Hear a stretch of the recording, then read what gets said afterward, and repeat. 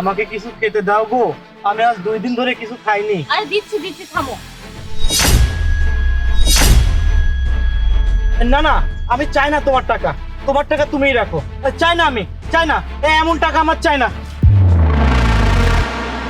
বাদ দাও, চলো বাড়ি চলো। কি ব্যাপার? ওই লোককে 1000 টাকা দেয়া হলো, না নিয়ে চলে গেল কেন? এই 1000 টাকা দিয়ে তো ওর আরামে 2-3 দিন চলে যেত।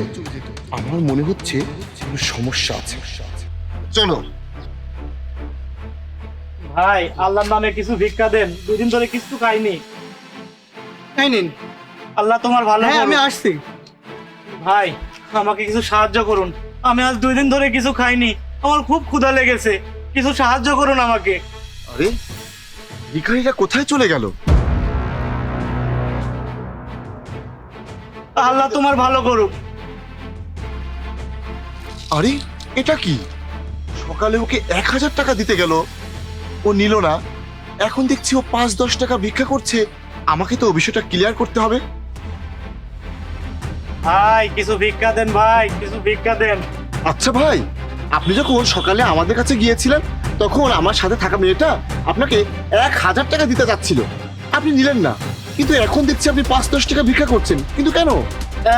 তাতে তোমার কি? তুমি যাও তো, তোমার কাছে যাও। তুমি কে যে তোমাকে আমার সব বলতেই হবে? আমার ইচ্ছা, আমি কার টাকা নিব আর কার টাকা নিব না। তুমি যাও তো এখান থেকে। দেখো ভাই, তোমাকে বলতেই হবে। তুমি কেন তার 1000 টাকা নিলে না? আরে ভাই, আমি তোমাকে বললাম না, আমি তোমাকে বলতে পারবো না। তুমি আমাকে আর বিরক্ত করো না, যাও এখান থেকে। কিন্তু ভাই, তুমি কেন বলতে পারবে না? তুমি যদি আমাকে ব্যাপারটা বলো তাহলে তো আমি তোমাকে কোনোভাবে সাহায্য করতে পারি। আচ্ছা ঠিক আছে, তোমার ভেতরে যদি শোনার শক্তি থাকে তাহলে আমি বলছি। সকালে যে মেয়েটি আমাকে টাকা দিতেছিল ওটা আর কেউ না, ওটা আমার স্ত্রী। কি? ও তো বলেছিল ওর কেউ নেই আর ও অবিবাহিত। না না ভাই, ওর স্বামী আছে, আর আমি ওর স্বামী, যাকে কিছুদিন আগে ও বাড়ি থেকে বের করে দিয়েছে। আমি ওকে লেখাপড়া করানোর জন্য আমার সব কিছু বিক্রি করে ওকে বিদেশে লেখাপড়া করতে পাঠাই। তারপর একটা অ্যাক্সিডেন্টে আমি পঙ্গু হয়ে যাই। ওকে এত বড় মানুষ হিসেবে প্রতিষ্ঠিত করেছি, আর দেখুন আজকে ও কত বড় একটা চাকরি করছে, আর এখন তো ও আমার একবারও খোঁজ করে না। তো আমি এখন কি করব? এখন আমাকে নিজের পেট চালানোর জন্য মানুষের দাঁড়ে দাঁড়ে গিয়ে ভিক্ষা চাইতে হচ্ছে। ওর লজ্জা হয় আমাকে স্বামী বলতে। আর ভাই, আমি তোমাকে কি বলবো, সকালে ও যখন আমাকে টাকা দিতেছিল তখন ওর চেহারা দেখে আমার ওই টাকা নিতে আর ইচ্ছা করেনি। আর তুমিই বলো, যে মেয়ে তার স্বামীর সাথে এমন করে তার হাত থেকে কি টাকা নিতে ইচ্ছে করে? তার মানে অপু আমাকে মিথ্যা কথা বলেছে? দেখো ভাই, তুমি ঘাবড়িও না, আমি তোমার ভাইয়ের মতো। এখন তুমি আমার সাথে চলো। না না ভাই, আমি তোমার সাথে যেতে পারবো না, না তুমি আমাকে মাফ করে দিও। আরে ভাই, তুমি চলো না আমার সাথে, আমি তোমার সবকিছু ঠিক করে দেবো। তুমি শুধু আমার সাথে চলো চলো।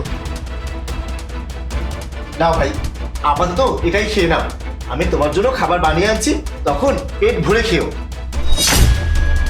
জাহিদ, তোমার মাথা কি নষ্ট হয়ে গেছে নাকি? তোমাকে আমি বলেছি না যে যাকে তাকে বাসায় নিয়ে আসবে না, আর তুমি এই ভিখারিটাকে ঘরে নিয়ে এসেছো? চুপ করো অপু, এটা অন্য কেউ নয়, এটা তোমার স্বামী। আর তুমি এতটা মিথ্যাবাদী যে তোমার স্বামী থাকতেও তুমি আমাকে বলেছো তোমার কেউ নেই, তুমি অবিবাহিত। আরে অপু, যে তোমাকে এত লেখাপড়া শিখিয়েছে, তোমাকে এই জায়গায় দাঁড় করিয়েছে, আজ তুমি তাকেই ভুলে যাচ্ছ, তাকে ছেড়ে যাচ্ছ? তোমার মাঝে বিন্দু মাত্র কি লজ্জা আছে নাকি নেই? সে তোমার স্বামী, আর সে লাঠি ঝাঁটা খাচ্ছে। তোমার স্বামী তোমার জন্য এত কিছু করার পরেও তুমি তাকে বাড়ি থেকে বের করে দিয়েছো। তুমি তোমার এই পঙ্গু স্বামীটার কথা একটা বারও ভাবলে না? আর অপু, আজ থেকে আমিও তোমাকে আর আমার এখানে রাখবো না। না না জাহিদ, এভাবে বলো না, আমার তোমার সাথে বিয়ে হওয়ার কথা, আর তুমি আমাকে এভাবে ছাড়তে পারো না তো। দেখো জাহিদ, আমার ভুল হয়ে গেছে, আমি ভুল করে ফেলেছি, প্লিজ তুমি আমাকে মাফ করে দাও। তুমি আমাকে মাফ করে দাও, আমার অনেক বড় ভুল হয়ে গেছে। অপু, থামো এবার। যে তার প্রথম স্বামীর আপন হতে পারেনি, সে আমার কিভাবে আপন হবে? তোমার যদি মাফ চেতেই হয় তাহলে তোমার স্বামীর কাছে চাও, আমার কাছে না। আমি তোমাকেই ভুলে গিয়েছি, যার জন্য আমি এই জায়গায় এসেছি। আমি অনেক খারাপ মেয়ে, তুমি আমাকে মাফ করে দাও প্লিজ। এখন আমি আমার ভুলটা বুঝতে পারছি, আমাকে প্লিজ মাফ করে দাও। ঠিক আছে অপু, কোনো ব্যাপার না। তুমি যে তোমার নিজের ভুল বুঝতে পেরেছো, এটাই অনেক কিছু।